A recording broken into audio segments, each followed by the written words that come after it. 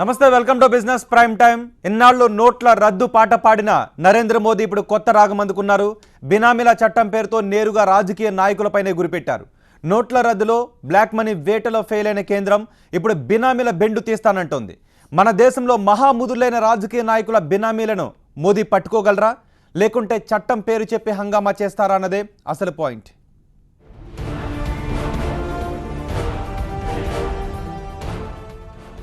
బినామీలు మన దేశంలో రాజకీయ నాయకుల నీడలు.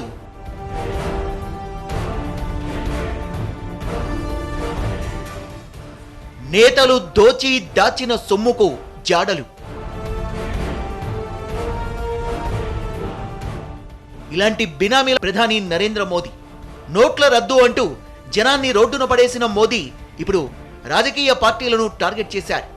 గత ఏడాది పార్లమెంట్లో పాస్ అయిన బినామీ లావాదేవీల నిరోధక సవరణ బిల్లు చట్టరూపంలోకి వచ్చింది.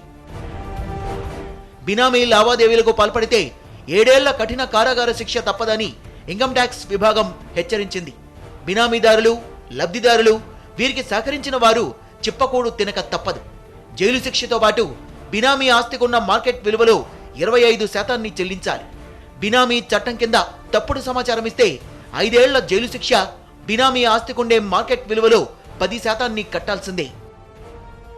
బినామీ లావాదేవీల నిరోధక చట్టం కింద గత ఆగస్టు నుంచి ఫిబ్రవరి దాకా 235 కేసుల్ని నమోదు చేశామని, 55 కోట్ల రూపాయల విలువైన ఆస్తుల్ని జప్తు చేశామని ఐటీ విభాగం చెప్పే మాట.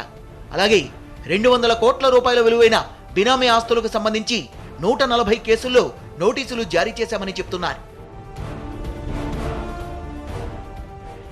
అయితే బినామీల నిరోధక చట్టం అమల్లో ఉన్న సక్సెస్ కాలేదు. ఇప్పుడు రూల్స్ టైట్ చేసినంత మాత్రాన రాజకీయ నాయకుల్ని వణికిస్తుందా అన్నదే కీలకంగా మారింది. ఎందుకంటే వ్యాపారవేత్తలకు బినామీలు ఉండాల్సిన అవసరం లేదు. వారికి అకౌంట్లకు ప్రత్యేక ఏర్పాట్లుంటాయి. ఎటొచ్చి రాజకీయ నాయకులే బినామీలపై ఆధారపడుతున్నారు. మన దేశంలో సర్పంచుల నుంచి పెద్ద పెద్ద పదవులు చేపట్టిన వారి దాకా అందరికీ బినామీలున్నారు. చాలా మంది నేతలకు పలానా ఆస్తులున్నాయని జనం మాట్లాడుకుంటారు గాని కాగితాల మీద మాత్రం అలాంటి ఆస్తులుండవు. తమ ఇంట్లోని పని మనుషులు, డ్రైవర్లు, అటెండర్లు, బంధువుల పేర్లతో ఆస్తులుంటాయి. వీళ్లంతా తమ పొలిటికల్ బాస్లకు విశ్వాసపాత్రులు. అలాంటి వారి పేర్ల మీదే కోట్లల్లో ఆస్తులుంటాయి. బినామీ లావాదేవీల చట్టం వీళ్ల పని పడుతుందా అన్నదే ప్రశ్నార్థకం. ఎన్నికల సంఘం విధించిన పరిమితుల్ని ఏ రాజకీయ నాయకుడు పాటించి ఎలక్షన్లలో పోటీ చేయలేడు. బినామీల దగ్గరున్న నల్లధనాన్ని వాడుకోవాల్సిందే. ఆ నల్లధనం మళ్లీ సంపాదించడానికి జనాన్ని దోచుకోవాల్సిందే. 70 ఏళ్ల స్వతంత్ర భారతంలో అంతులేని దోపిడీ కథ ఇది. పార్టీలు ఏవైనా, విధానాలు ఎలా ఉన్నా బినామీలు, బ్లాక్ మనీ మాత్రం అందరికీ సేమ్ టు సేమ్. మన దేశంలో కేసులు తేలాలంటే 7 ఏళ్లు పడుతుంది. అసలు బినామీల్ని పట్టుకోవడమే ఓ ఛాలెంజ్, ఆ కేసుల్ని తేల్చడం మరో ఛాలెంజ్. ఇటువంటి పరిస్థితుల్లో బినామీల చట్టంతో బ్లాక్ మనీ గాళ్ల భరతం పట్టడం సాధ్యమేనా? ఈ సవరించిన బినామీ లావాదేవీల నిరోధక చట్టం నిజంగా బినామీల బెండు తీస్తుందా? బినామీ ట్రాన్సాక్షన్స్కి పాల్పడే రాజకీయ నాయకుల వెన్నులో వణుకు పుట్టిస్తుందా? దీనిపైన విశ్లేషణ అందించడానికి ఆడిటర్ సాయిబాబు ప్రస్తుతం టీవీ9 స్టూడియోలో ఉన్నారు. అలాగే మరికొద్దిసేపట్లో సీనియర్ న్యాయవాది విష్ణువర్ధన్ కూడా మనతో జాయిన్ అవ్వబోతున్నారు. హలో అండి సాయిబాబు గారు, నమస్తే అండి. మోదీ బ్లాక్ మనీని రప్పిస్తాను అని చెప్పారు, కానీ బ్లాక్ మనీని రప్పించడంలో ఫెయిల్ అయ్యారు. తర్వాత నోట్ల రద్దులో కూడా ఫెయిల్. ఇప్పుడు బినామీ లావాదేవీల మీద పడ్డారు. ఎవరైతే బినామీదారులు ఉన్నారో వారిని కఠినంగా శిక్షిస్తామని చెప్తున్నారు. చట్ట సవరణ కూడా తీసుకొచ్చారు. నిజంగా ఇది ఆర్భాటం అంటారా, లేకపోతే చట్టం సమర్థవంతంగా పనిచేసే అవకాశం ఉంటుందంటారా? అంటే ఇక్కడ మనకి లా ఎన్ఫోర్సింగ్ ఏజెన్సీ అనేది చాలా తక్కువ ప్రొవిజన్ ఉందండి మనకి. ఇప్పుడు ఈ బినామీ చట్టం అనేది గతంలోనే చేసిన చట్టం, 1988లో చేసిన చట్టం. దానికి ఇప్పుడు అమెండ్మెంట్స్ తీసుకొని వచ్చారు. ఆ అమెండ్మెంట్స్ తీసుకురావడం అనేది చాలా స్ట్రింజెంట్ అమెండ్మెంట్స్ తీసుకొని వచ్చారు. సో దీన్ని అమలు చేసేటప్పుడు చిత్తశుద్ధి ఉందా లేదా, లేకపోతే మిస్యూజ్ అయితే అనేది మనం చూడాల్సిన అవసరం ఉంది. సో చట్టము ఉన్న దాంట్లో పాజిటివ్స్ ఎన్ని ఉన్నాయో నెగిటివ్స్ కూడా వస్తూనే ఉన్నాయి.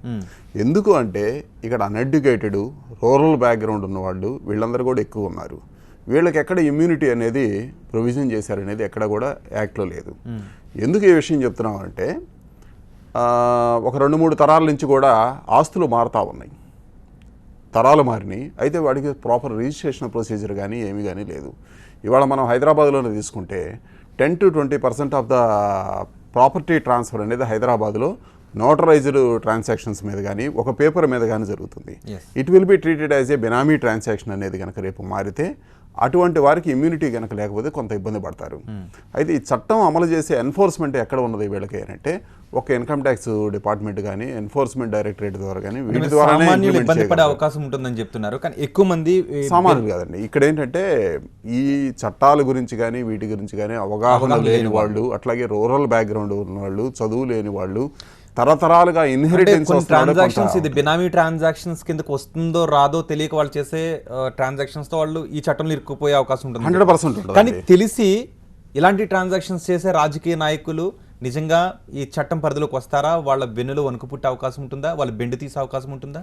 అంటే గతంలో జరిగిన ట్రాన్సాక్షన్స్ని మీరు ఎంతవరకు వాటికి బయటకు తీయగలరు అనేది మనం మెకానిజం చూడాల్సిందేనండి. ఒకసారి అసెస్మెంట్ కంప్లీట్ అయిపోయిన తర్వాత లేదా అయిన తర్వాత వాటిని మళ్ళీ బయటకు వచ్చే అవకాశం అంటూ లేదు.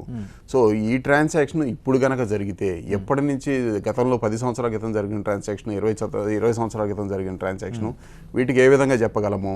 ఇవాళ షేర్ ట్రాన్స్ఫర్లో ఉన్నాయి. It is also an asset. వాటి మీద 10 రూపాయలకి ట్రాన్స్ఫర్ చేయాల్సిన షేర్ని రూపాయికి ట్రాన్స్ఫర్ చేస్తున్న సందర్భాలు ఎన్నో చూస్తున్నాము. ఇటువంటి ట్రాన్సాక్షన్స్ని అక్కడ సరైన ప్రొవిజన్ మెకానిజం అయితే లేదు ఈ ఉన్న చట్టంలో వాటిని పర్యవేక్షించడానికి. కానీ ఎవరికి బినామీ అనగానే మనకు ముందుగా గుర్తొచ్చేది రాజకీయ నాయకుడు. నిజంగా వార్డు మెంబర్ దగ్గర నుంచి, సర్పంచ్ దగ్గర నుంచి, ఎమ్మెల్యే దగ్గర నుంచి, మంత్రి వరకు బినామీలను పెట్టుకుంటూనే ఉంటారు. మనకి అది బహిరంగ రహస్యం తెలుస్తూనే ఉంటుంటారు. నిజంగా వీళ్ళను వెలికి తీసే అవకాశం ఉంటుందా? ఈ బినామీ ట్రాన్సాక్షన్స్ కనుగొనే అవకాశం ఉంటుందా? లేకపోతే మన వాళ్ళు అని చెప్పి రాజకీయ నాయకులు ఈ చట్టాన్ని మరుగున పరిచేసే అవకాశం ఉంటుందా? అదేనండి, ఇక్కడ చట్టంలో అమలు చేసే తీరులో ఉంటుంది.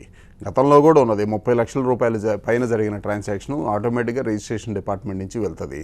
రిజిస్ట్రేషన్ వాల్యూకి మార్కెట్ వాల్యూకి ఎక్కడా సంబంధం లేదనేది కూడా మనందరికీ కూడా తెలుసు. వీటన్నిటినీ ఎన్ఫోర్స్మెంట్ చేసే ఏజెన్సీకి తగిన నెట్వర్క్ కానీ తగిన ఫోర్స్ కానీ అంటే ప్రతి ట్రాన్సాక్షన్ ఎక్కడ వస్తుంది? ఇవాళ ఒక వాటిల్లో ఎన్నో ట్రాన్సాక్షన్స్లో ఈ మీరు చెప్తున్న రాజకీయ నాయకులు కావచ్చు, లేకపోతే మామూలు వాళ్ళు కొంతమంది కావచ్చు, చాలా వాటిల్లో యాజ్ ఏ వర్కింగ్ పార్ట్నర్గా షేర్ తీసేసుకుంటా ఉన్నారు. వర్కింగ్ పార్ట్నర్గా they are eligible for a lump sum amounts ఆ లంసమ్ ప్రాపర్టీస్. వాటిని ఏ విధంగా వెలికి తీయడానికి చట్టంలో ఎక్కడ కూడా ప్రొవిజన్ పెట్టలేదు. ఎందుకే నేను అన్నది కూడా చట్టంలో మంచి ఉన్నాయి, చెడు ఉన్నాయి. ఇవాళ ఒక 10 ఎకరాల ల్యాండ్ ఒక రాజకీయ నాయకుడు కావచ్చు, లేకపోతే ఒక ఆఫీసర్ కావచ్చు, లేకపోతే ఇంకొకళ్ళు కావచ్చు, చట్టంలో ఉన్న లొసుగును ఉపయోగించుకొని XYZ పేరు మీద ఇప్పించారు. దాంట్లో ఈ ఆఫీసర్ యొక్క వాళ్ళు కానీ, లేకపోతే రాజకీయ నాయకుడికి సంబంధించిన వాళ్ళు కానీ, లేకపోతే అన్సోషల్ ఎలిమెంట్ కానీ ఒక 25% వర్కింగ్ పార్ట్నర్గా షేర్ పొందుతున్నారు. అందులో దాన్ని మీరు ఏ విధంగా దాన్ని నిరూపించగలరు? He's a working partner. నిరూపించే అవకాశం లేదంటారా? అప్పుడు చట్టం నిరుపయోగం అయిపోయినట్టే కదా. అంటే ఇక్కడ అటువంటి వాటికి చట్టంలో ప్రొవిజన్ లేదు. ఇక్కడ వీళ్ళు ఏ కాడికి ఏంటంటే కన్సిడరేషన్ పెయిడా నాట్ పెయిడా, ప్రాపర్ కన్సిడరేషన్ వచ్చిందా లేదా, లేకపోతే ఆ అవతల వాళ్ళ పేరు మీద కన్సిడరేషన్ వీళ్ళు ఇచ్చి చేశారా అని ఇటువంటి వాటిని బినామీ అనే దానికి తీసుకొని అవతల వాళ్ళ పేరు మీద కన్సిడరేషన్ వీళ్ళు ఇచ్చి చేసినప్పుడు దాన్ని ఎలా పరిగణించాలి? అది అనఫిషియల్ గా క్యాష్ వచ్చిందా, అథరైజ్డ్ గా పేమెంట్ చేశారా, వీటిని ఏ విధంగా చేశారు? అట్లాగే పేరుకు రిజిస్ట్రేషన్ వాళ్ళకి ట్రాన్స్ఫర్ చేసి పొజిషన్ వీళ్ళ చేతిలో ఉంచుకుంటే వాటికి ఏంటి అనేది కొన్ని డిస్కస్ చేశారు. కానీ ఇటువంటి వర్కింగ్ పార్ట్నర్లుగా ఉన్న వాటికి ఏంటి అనేది చట్టంలో ఎక్కడ కూడా డిస్కస్ చేయలేదు.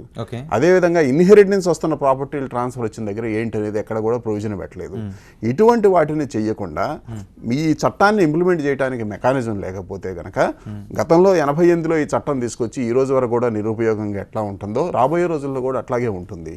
సో ఒక లా చేసిన తర్వాత లాని ఏ విధంగా అవాయిడ్ చేయొచ్చు అనేది వీళ్ళందరూ కూడా వెతుకుతూ ఉన్నారు. దీన్ని చట్టంలో సరైన ప్రొవిజన్స్ లేకపోతే ప్రజలెవరు కూడా యాక్సెప్ట్ చేయరు. ఇక్కడ బినామీ చట్టంలో ఏం చేశాము, ఏం చేయబోతున్నారు అనేది వెరీ క్లారిటీ లేకుండా, అంటే ఈ చట్టం పరిధిలో ఎవరు చిక్కిపోయే అవకాశం ఉంటుంది, ఎవరు పారిపోయే అవకాశం ఉంటుంది. Welcome back. మనతో పాటు ఈ చర్చలో పాల్గొనడానికి సీనియర్ హైకోర్టు అడ్వకేట్ విష్ణువర్ధన్ కూడా మనతో జాయిన్ అయ్యారు. హలో అండి విష్ణువర్ధన్ గారు. విష్ణువర్ధన్ గారు, బినామీ లావాదేవీల నిరోధక చట్టానికి చేసిన ఈ సవరణలతో ఈ చట్టం మరింత సమర్థవంతంగా పనిచేసే అవకాశం ఉంటుందంటారా, లేకపోతే ఇంకా కోరలేని పామే అంటారా? అంటే ఇప్పుడు ముఖ్యంగా ఏంటంటే ఆర్థిక వ్యవస్థ అనేటువంటిది ఇవాళ బినామీ ట్రాన్సాక్షన్స్తో ఒక రకంగా కొన్ని లక్షల కోట్ల రూపాయలు ఇవాళ బ్లాక్ మనీ అనేటువంటిది ఒకటి కరప్షన్ రూపంలో కానివ్వండి, స్కామ్ రూపంలో కానివ్వండి, ముఖ్యంగా బినామీ ట్రాన్సాక్షన్స్ ఎవరైతే ఈ అక్రమంగా ఈ దేశంలో సంపాదిస్తున్నారో రాజకీయ నాయకులు కానివ్వండి, అధికారులు కానివ్వండి, లేకపోతే బిజినెస్ మెన్లు. రాజకీయ నాయకులేమో బికాజ్ వాళ్ళకి ఏంటంటే చట్ట వ్యతిరేకంగా డిస్ప్రపోర్షనేట్ ఎసెట్స్ అనేటివి చేసుకునేటువంటి వాళ్ళకి లేదు, ఎందుకంటే మనకి ప్రివెన్షన్ ఆఫ్ కరప్షన్ యాక్ట్ అనేటువంటిది వాళ్ళని ప్రొహిబిట్ చేస్తుంది. అధికారులకు వచ్చినట్లయితే వాళ్ళకు కూడా కరప్షన్ యాక్ట్ అనేటువంటిది ఉంది. అలాగే ప్రైవేట్ వ్యక్తులు ఏం చేస్తున్నారంటే ఒక ఇన్కమ్ ట్యాక్స్ని అవాయిడ్ చేయడానికి తర్వాత రకరకాలైనటువంటి ప్రైవేట్ వ్యక్తులు, రాజకీయ నాయకులు, అధికారులు అందరూ బినామీ ట్రాన్సాక్షన్స్ అనేటువంటిది ఎందుకు అంటే ఒక వ్యక్తి ఇన్కమ్ ట్యాక్స్ని అవాయిడ్ చేయడానికి. రెండోది ఏంటంటే అతని మీద ఎక్కువ ప్రాపర్టీస్ ఉన్నట్లయితే, ఫర్ ఎగ్జాంపుల్ ఒక అధికారి ఉన్నాడు, అధికారి మితిమీరినటువంటి ఆదాయాలు ఉంచుకునేటువంటి పరిస్థితి లేదు, ఎందుకంటే మనకు చట్టాలు ఉన్నాయి, ప్రివెన్షన్ ఆఫ్ కరప్షన్ యాక్ట్, అదే రాజకీయ నాయకులకు కూడా అది వర్తిస్తుంది. వీటన్నిటిని దాచుకోవాలంటే ఖచ్చితంగా ఒక బినామీస్ పెట్టుకొని, అందుకే బినామీ యాక్ట్ మనకి 1988 నుంచి కూడా ఉంది. బినామీ ట్రాన్సాక్షన్స్ ప్రొహిబిషన్ యాక్ట్ 1988లోనే మన పార్లమెంట్ చట్టాన్ని చేసింది. కాకపోతే ఏంటంటే ఆ చట్టంలో సరైనటువంటి ప్రావిజన్స్ లేకపోవటం వల్ల ఈ బినామీ ట్రాన్సాక్షన్స్ అనేటువంటిది ఐడెంటిఫై చేయడంలో. కానీ ఒక అడ్వకేట్గా మీరు చెప్పగలుగుతారు, ఎక్కువ బినామీ ట్రాన్సాక్షన్స్కి పాల్పడుతున్నది ఎవరు మన దేశంలో? దేశంలో అంటే ఒక విధంగా చెప్పాలంటే ముఖ్యంగా అంటే ఒక కేటగిరీ అనేటువంటిది ముఖ్యంగా రాజకీయ నాయకులు అనేటువంటిది, తర్వాత అవినీతి నిరోధక చట్టం మనకు ఉన్నప్పటికీ రాజకీయ నాయకులు ఆ చట్టం పరిధిలోకి రాకుండా తప్పించుకుంటూ బినామీ ట్రాన్సాక్షన్స్ పాల్పడుతున్నారు. ఈ రోజు మనం బయటకు వెళ్ళి అడిగితే బినామీ అనగానే ఆ రాజకీయ నాయకుడికి ఎంతమంది బినామీలు ఉన్నారు, ఈ నాయకుడికి ఎంతమంది బినామీలు ఉన్నారు, ఈ సర్పంచ్కి ఎంతమంది బినామీలు ఉన్నారని చెప్తారు. అయితే 1988లోనే మనకు చట్టం ఉంది, ఇప్పుడు సవరణలు చేశారు. ఈ సవరణ చేసిన చట్టం నిజంగా ఈ బినామీ ట్రాన్సాక్షన్స్ పాల్పడుతున్న రాజకీయ నాయకులను శిక్షించే అవకాశం ఉందా, వాళ్ళు పట్టుకునే అవకాశం ఉందా? అంటే బినామీ ట్రాన్సాక్షన్స్ ప్రొహిబిషన్ అమెండ్మెంట్ యాక్ట్ 2016 అనేటువంటిది ఆగస్టు 10న రాష్ట్రపతి యొక్క ఆమోదం పొందింది. తర్వాత సెంట్రల్ గవర్నమెంట్ నోటిఫై చేసింది, ఇప్పుడు అమల్లోకి వచ్చినటువంటి పరిస్థితి ఉంది. అయితే వాళ్ళు ఏంటంటే 1988లో ఏదైతే చట్టం తీసుకొచ్చారో ఆ చట్టంలో ముఖ్యంగా సరైనటువంటి ఒక స్ట్రింజెంట్ ప్రొవిజన్స్ లేకపోవటం వల్ల, అంటే యాక్ట్ అనేటువంటిది ఉన్నప్పటికి కూడా ఒక యూజ్లెస్ యాక్ట్ లాగా తయారైపోయింది. దానివల్ల ఏంటంటే 88లో యాక్ట్ ఉన్నప్పటికీ తర్వాత మనకు అనేక రకమైనటువంటి స్కామ్స్ ఈ దేశంలో జరిగినాయి. ఒకటి ఏంటంటే ముఖ్యంగా ఇండియన్ కోల్ స్కామ్ 1,86 lakhs అనేటువంటిది ఎలిగేషన్ ఉంది. సుప్రీంకోర్టు ఇంటర్ఫియర్ అయిన తర్వాత ముఖ్యంగా మంత్రులని, రాజకీయ నాయకులని, బ్యూరోక్రాట్స్ని అందుట్లో ఇన్వెస్టిగేషన్ సూపర్వైజ్ చేయడం వల్ల 1,86,000 కోట్ల రూపాయల కోల్ స్కామ్ అనేటువంటి చేశారు. అట్లనే విష్ణువర్ధన్ గారు, స్పెక్ట్రమ్ స్కామ్, ఈ రాజకీయ నాయకుడు లేకపోతే ఈ పారిశ్రామికవేత్త బినామీ లావాదేవీలు జరిపిన కారణంగా కోర్టులో విచారణ ఎదుర్కొని శిక్షింపబడ్డాడని ల్యాండ్ మార్క్ కేసులు ఏమున్నాయి? అంటే ఇప్పుడు ఏంటంటే విషయము 88లో యాక్ట్ వల్ల సరైనటువంటి ప్రావిజన్స్ లేకపోవటం వల్లనే ముఖ్యంగా యాక్ట్ అనేటువంటిది మనకి ఒక రకమైనటువంటి డిఫంక్ట్ లాగా అయిపోయింది. ఎందుకంటే చట్టంలో సరైనటువంటి ప్రావిజన్స్ లేకపోతే, స్ట్రింజెంట్ అంటే ఒక స్ట్రిక్ట్ ప్రావిజన్స్ లేకపోతే చట్టాలున్న ఉపయోగం లేదు. చట్టంతో పాటు పనిష్మెంట్స్ ఉండాలి, ఎట్ ది సేమ్ టైం దానికి ఎగ్జిక్యూట్ చేసి ఇంప్లిమెంట్ చేసేటువంటి మెషినరీ కూడా ఉండాలి. 1988లో తెచ్చినటువంటి యాక్ట్లో సరైనటువంటి మనకు ఒక మెషినరీని ప్రొవైడ్ చేయలేదు, దాంట్లో ఎగ్జిక్యూటింగ్ అథారిటీ ఏ రకంగా ఉండాలని. కానీ ప్రస్తుతం ఉన్నటువంటి దాంట్లో ఏంటంటే స్పష్టంగా మనకి ఇనిషియేటింగ్ అథారిటీ అనేటువంటిది ఉంది, తర్వాత మనకి అప్రూవింగ్ అథారిటీ ఉంది, ఎడ్జుడికేటింగ్ అథారిటీ, తర్వాత అపెల్లెట్ అథారిటీ. ఇంకోటి ఏంటంటే 88 యాక్ట్కి తర్వాత 2016 అమెండ్మెంట్ యాక్ట్లో ఉన్నటువంటి తారతమ్యం ఏంటంటే 88 యాక్ట్లో ఆ రోజు తీసుకొచ్చిన దాంట్లో ముఖ్యంగా ఏంటంటే ఒక అటాచ్మెంట్ చేసేటువంటి పవర్ అనేటువంటిది స్పష్టంగా నిర్వచించలేదు. ఇవాళ ఏ ప్రాపర్టీనైనా ఒక ఇనిషియేటింగ్ అథారిటీ అతనికి ఉన్నటువంటి సమాచారాన్ని పలాని వ్యక్తి, పలాని రాజకీయ నాయకుడు, పలానా అధికారి, లేకపోతే పలాని బిజినెస్ మ్యాన్ ఒక 10 ప్రాపర్టీస్ ట్రాన్సాక్షన్స్ ఉన్నాయనుకోండి, ఆయనకు అనిపించినటువంటి మెటీరియల్ కలెక్ట్ చేసుకొని ఒక నోటీస్ ఇవ్వడం జరుగుతుంది. అతను నోటీస్ ఇచ్చిన తర్వాత రిప్లై సరిగ్గా లేకపోతే దాన్ని అటాచ్మెంట్ చేయాలి. కానీ ఈ విషయంలో ఫిర్యాదులు ఎలా ఉంటాయండి? ఎవరైనా వెళ్ళి ఫిర్యాదు చేయాలంటారా, సుమోటోగా తీసుకుంటారా, లేకపోతే కక్ష సాధింపు చర్యల్లో భాగంగా ఎవరినొకరిని టార్గెట్ చేసి వాళ్ళ మీద దాడులు చేసి వీళ్ళకి బినామీలు ఉన్నారు అని వెలికి తీస్తారా, లేకపోతే నిజంగా జెన్యూన్ గానే చట్టం తన పని తాను చేసుకుపోతుందా? సో ఇక్కడ చట్టం అమలు చేయటంలో అనేది అనేక ల్యాప్సెస్ ఉన్నాయి అనేది మనం గత అనేక దశాబ్దాలుగా చూస్తూ ఉన్నాం. ఇప్పుడు ఉన్న చట్టం 2 దశాబ్దాల క్రితం చేసినా కానీ దాంట్లో వేరియస్ అదర్ యాక్ట్స్లో కూడా ప్రొవిజన్స్ ఉన్నాయి. ఇన్కమ్ ట్యాక్స్ యాక్ట్లో క్లియర్గా ఉన్నది, ఇఫ్ ద ట్రాన్సాక్షన్ కనుక వాళ్ళకి సాటిస్ఫై కాకపోతే దాన్ని ప్రాపర్టీని లేకపోతే 60% ట్యాక్సేషన్ వేసి వాటికి పెనాల్టీస్ వేసే ప్రొవిజన్ ఎప్పుడు కూడా చట్టంలో ఉంది. వీటిని అమలు చేశారు అనే దానికి ఎక్కడ కూడా ప్రొవిజన్ లేదు. ఇక్కడ ఎవరైతే ఒక ఇందాక ఫస్టే నేను చెప్పాను, దీనికి సరైన అడ్మినిస్ట్రేటివ్ మెకానిజం లేదు అనేది. అడ్మినిస్ట్రేటివ్ మెకానిజం లేకుండా ఈ చట్టాన్ని అమలు చేయాలంటే చాలా కష్టం. ప్లస్ మీరు అడుగుతున్నట్లుగా రాజకీయ నాయకుల మీద లేకపోతే ఆఫీసర్స్ మీద ఇది ఫస్ట్ టార్గెట్ అవ్వాలి అని అంటే ఈ చట్టాన్ని అమలు చేసేది వాళ్ళే. వాళ్ళ దగ్గరికి ఎట్లా అమలు చేసుకుంటారు? అనేక మంది ఇన్కమ్ ట్యాక్స్ ఆఫీసర్ల వాళ్ళలో లేకపోతే ఈడీ ఆఫీసుల్లో పనిచేసిన వాళ్ళలో ఎంతోమంది దగ్గర ఎన్నో బినామీ ఆస్తులు ఉన్నాయి, వాళ్ళకి ఆ లెక్కకు మించిన ఆస్తులు ఉన్నాయి. ఇవాళ ప్రతి ఒక్కళ్ళు వాళ్ళ ఆఫీసర్స్కి సంబంధించిన అసెట్స్ కానివ్వండి, మిగతా వాళ్ళ రాజకీయ నాయకులు కానివ్వండి, ఇవన్నీ ట్రాన్స్పరెంట్ సిస్టంలో ఓపెన్ డిక్లరేషన్ అనేది లేదు. ఇవాళ కన్ఫిస్కేషన్ పెట్టినా కానీ దాన్ని అమలు చేసేటప్పుడు కొంత ఆ చట్టం దుర్వినియోగం అయ్యే అవకాశం కూడా ఉన్నది. ఇందాక మీరు అడిగినట్టుగా గతంలో ఈ చట్టాలు అమలు కాలేదంటే జయలలిత గారి విషయంలో అమలు కాలేదా, మధుకోడ విషయంలో అమలు కాలేదా, బట్ ఆస్తుల్ని కన్ఫిస్కేట్ అంటే చెప్పుకోవడం ఎగ్జాక్ట్గా ఇంతకు ముందు మనం ఇదే అనుకున్నాం. అంటే ఇది పని ప్రారంభిస్తుందా లేకపోతే పగ సాధించే విధంగా ఈ చట్టం ఉపయోగపడుతుందా? అదే ఈ చట్టంలో ఉన్న ల్యాప్సెస్ను కూడా నేను కొన్ని చెప్పాను మీకు. ఈ ల్యాప్సెస్ని కూడా ఈ చట్టాన్ని గురించి కానీ చట్ట సవరణ గురించి కానీ పెద్దగా భయపడుతున్నట్టు అనిపించట్లేదు. విష్ణువర్ధన్ గారు భయపడుతున్నట్టుగా అనిపించట్లేదు. బెండు తీసే చట్టం లేకపోతే వాళ్ళని వెన్నులో వణుకు పుట్టించే చట్టం అని చెప్తున్నారు, కానీ పెద్దగా రాజకీయ నాయకులు భయపడుతున్నట్టుగా అనిపించట్లేదు. దీనివల్ల అంటే నేరం చేసేవాడు ఏంటంటే ముందు భయపడితే ఈ దేశంలో ఎవరు నేరం చేయరు. అది ఒక అఫెన్స్ కానీ భయపెట్టే విధంగా చట్టాలు లేవంటారా, లేకపోతే భయపెట్టే అంటే ఏంటంటే ఇక్కడ విషయం ఏంటంటే లొసుగులకు తావున్నటువంటి చట్టం ఉన్నట్లయితే జనరల్గా ఏంటంటే ఒక బిజినెస్ మ్యాన్ కానివ్వండి లేకపోతే ఒక ఇండస్ట్రియలిస్ట్ కానీ ఒక నేరం చేసిన ముఖ్యంగా ఎకనామిక్ అఫెన్సెస్ అనేటువంటిది చాలా ఇంటెలిజెంట్గా ఏదైతే చట్టం ఉందో ఆ చట్టం కంటే తెలివిగా వ్యవహరించేటువంటి వాళ్ళు బిజినెస్ మ్యాన్. మనకి ఇన్కమ్ ట్యాక్స్ యాక్ట్ ఉంది 1961, ఉన్న కొన్ని వేల కోట్ల రూపాయలు ఇన్కమ్ ట్యాక్స్ని అవాయిడ్ చేస్తున్నారు. ఇవాళ బ్లాక్ మనీ చూడండి, చట్టము ఉన్నప్పుడు కూడా కాకపోతే ఏంటంటే దాంట్లో కొన్ని డిఫెక్ట్స్ అనేటువంటిది from time to time amendment తీసుకొని రావాలి. ఖచ్చితంగా అమెండ్మెంట్స్ లేకపోవటం వల్లే మనకి సమస్య వస్తుంది. ఇవాళ ఏదైతే బినామీ యాక్ట్ ఉందో 2 దశాబ్దాల క్రితం వచ్చారని ఇప్పుడే సార్ చెప్పారు, 88లో వచ్చినప్పుడు కూడా కాకపోతే ఏంటంటే ఆ చట్టంలో సరైనటువంటి ప్రావిజన్స్ లేక మధుకోడాలు, జయలలితాలు, లేకపోతే జగన్నాథ మిశ్రాలు, లల్లు ప్రసాద్ యాదవ్లు చాలామందికి శిక్షలు, అందులో డౌట్ లేదు. ఇందులో కొంతవరకు బినామీ ట్రాన్సాక్షన్స్ కింద వీటన్నిటి తీసుకురావడం జరిగింది. సరే, అవినీతి నిరోధక చట్టం కింద తీసుకొచ్చారు, దానికి సంబంధించినటువంటి చట్టాల మీద తీసుకొచ్చారు. కాకపోతే వాళ్ళు ఏంటంటే యాక్ట్ అనేటువంటిది స్ట్రింజెంట్ ప్రావిజన్. ఒకప్పుడు దీంట్లో బినామీ ట్రాన్సాక్షన్లో పనిష్మెంట్స్ అనేటువంటి చాలా లెస్గా ఉంటాయి. ఇవాళ మినిమం 1 year నుంచి 7 సంవత్సరాల వరకు జైలు శిక్ష చేసినటువంటి పరిస్థితి వాళ్ళు చట్టంలో పొందుపరిచారు. దానితో పాటుగా ఒక టైం లిమిటేషన్ కూడా పెట్టారు. ఒకప్పుడు ఏంటంటే ఒక కేసు పెడితే దాన్ని ఎన్ని సంవత్సరాలైనా సాగదీసేటువంటి పరిస్థితి ఉంది. ఇవాళ అమెండ్మెంట్ యాక్ట్ ఏంటంటే ముఖ్యంగా ఇలా దేశవ్యాప్తంగా కొన్ని లక్షల కోట్ల రూపాయల బినామీ ట్రాన్సాక్షన్స్ అనేటువంటిది ఇవాళ చూద్దాం. మనం ఇవాళ ఒక కార్ డ్రైవర్ పేరు మీద 4-5 ఇల్లు ఉంటాయి, ఆ విషయం మనకు తెలియదు. తర్వాత ఒక ఇంట్లో ఉన్నటువంటి సర్వెంట్ మీద ఉంటాయి, తర్వాత ఫ్రెండ్స్ మీద ఉంటాయి. ఇవాళ ఏంటంటే ఈ పర్పస్ ఆఫ్ ది యాక్ట్ ఏంటంటే ఈ దేశంలో కష్టమైన పని కాకూడదని చెప్పేసి చట్టంలో అథారిటీస్ని మనం ప్రిస్క్రైబ్ చేయడం జరిగింది. విచక్షణమైనటువంటి అధికారాలు ఈ చట్టం ద్వారా తీసుకొచ్చారు. ఎందుకు తీసుకొచ్చారు అంటే బినామీ ట్రాన్సాక్షన్స్ అనేటువంటిది మన ఈ దేశ ఆర్థిక వ్యవస్థకి చాలా నష్టమైనటువంటిది. ముఖ్యంగా ఆర్థిక వ్యవస్థ అనేటువంటిది చిన్నాభిన్నమైనటువంటి పరిస్థితి వాళ్ళది. ఒకటి బ్లాక్ మనీ, ఇంకోటి బినామీ ట్రాన్సాక్షన్స్. ఇంకా ఎందుకు చెప్తున్నానంటే ఇవాళ ఒక అధికారి, ఒక పోలీస్ కానిస్టేబుల్ నుంచి ఒక అటెండర్ కూడా ఇవాళ కనీసం 5-10 కోట్ల రూపాయల ఆస్తులు ఇవాళ అక్రమంగా కట్టుకున్నారు. మనం యాంటీ కరప్షన్ బ్యూరో చేసేటువంటి రైట్లో చూస్తున్నాం. సో వీటి వల్ల ఏంటంటే కొన్ని లక్షల కోట్ల రూపాయలు ఇవాళ నల్లధనం అనేటువంటిది బినామీ ట్రాన్సాక్షన్స్ రూపంలో ఈ దేశంలో కొంతమంది వ్యక్తులు కొంతమంది పేరు మీద పెట్టడం వల్ల ఏమవుతుందంటే అవి ఐడెంటిఫై చేయలేకపోవటం వల్ల వీళ్ళు తర్వాత కొద్ది కాలం తర్వాత ఆ బినామీ ఏదైతే ప్రాపర్టీ ఉందో, ఆ మనీ ఉందో, దాన్ని పెట్టినటువంటి వ్యక్తి తర్వాత తన మీద బదలాయించుకోవడం జరుగుతుంది. సో ఈ రకమైనటువంటి ఎకనామిక్ అఫెన్సెస్, ఆర్థిక నేరాలని ప్రివెంట్ చేయాలంటే ఖచ్చితంగా ఈ యాక్ట్లో ఉన్నటువంటి ఇంప్లిమెంటేషన్ ఇంకా జరగాలి. ఎందుకంటే చట్టాలు అయితే మనకి చాలా ఉన్నాయి, కానీ వాటి ఇంప్లిమెంటేషన్ సరిగా లేదు అనేది. ఫైనల్గా చెప్పండి సాయిబాబు గారు, నిజానికి చట్టం సవరణతో రాబోయే రోజుల్లో మనం విప్లవాత్మకమైన మార్పులను చూడబోతున్నామా, చూడలేమా? లేకపోతే విప్లవాత్మకమైన మార్పులు అయితే ఎట్టి పరిస్థితుల్లో కూడా కుదరదని పరిస్థితి అండి. ఎందుకంటే ఇన్కమ్ ట్యాక్స్ చట్టంలోనే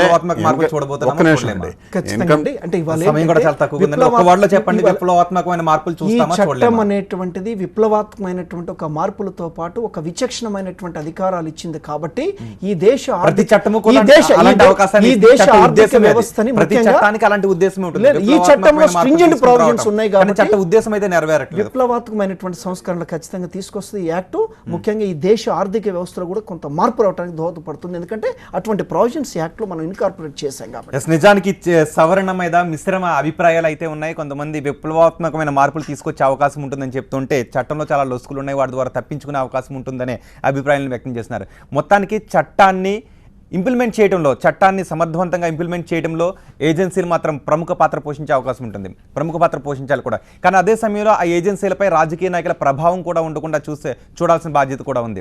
మొత్తం చూద్దాం రాబోయే రోజుల్లో ఎలాంటి మార్పులు చోటు చేసుకుంటాయో. ఇవి బిజినెస్ ప్రైమ్ టైం విశేషాలు. Thank you very much Vishnuvardhan garu, thank you very much Saibabu garu ఈ డిస్కషన్లో పాల్గొన్నందుకు. చూస్తూనే ఉండండి TV9.